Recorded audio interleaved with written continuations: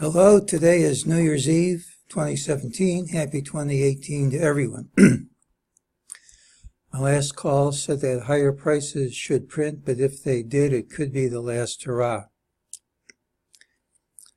We had a few dates. We weren't certain quite how to read them. We had the 27th. Here was a low an hour before the 27th. We had the 28th. Here's a high at the open on the 29th. We had the 30th when the market was closed. Here's a low to close on the 29th. It could be a short-term low. These are my January dates. We'll have to see if they work. MEJT gave a buy signal, ultimate buy. We got the minimum at the color-coded green line. We don't have to get more than this in the high 2680s, but almost always we do. System said this drop was false. We came back to this line. That rally was called false. The drop called false. And after this time, we hit the line.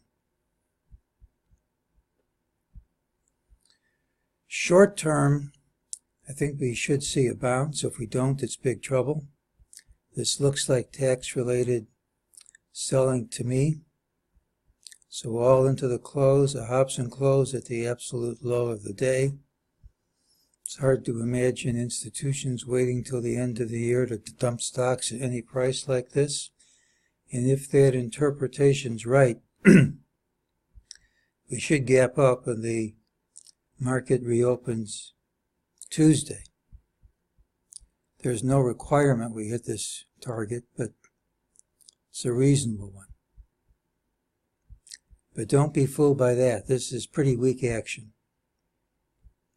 This is a pattern which almost always closes at the high of the day when it closes near the low. It usually leads to more trouble.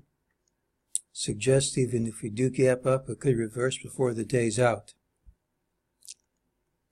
This week is almost always positive. If it isn't, it leads to more trouble. Didn't work last year, but it usually does. Gapping up over a consolidation to a new high and then failing to hold the lows of the consolidation by the close. It's another sign of weakness. It can lead to reversals that stick. Trouble doesn't end there. Here's your Andrews pitchfork. We're hitting resistance and the major trend line, which has been kept intact since 2009. Strong resistance. Here's our DeMark combo sell. There's nothing to act on until we start dropping, but if we drop from this point, it's a valid signal. And since it took a year and a half to form, it could take a comparable amount of time to play itself out on the downside. So it's not good that we had bar 13 on the weekly chart, and that's been the high, and we've started to drop. Again, till we get more of a drop than this, you can't be confident there isn't a recycle, which means you have to start counting over again. But if we drop, that's a valid signal in alignment with the one on the monthly chart, and the longer the time frame of the bar, when it works, the more significant that signal is. On top of that, you can see we have a Fibonacci target of the prior consolidation. I'm going to change what I wrote here.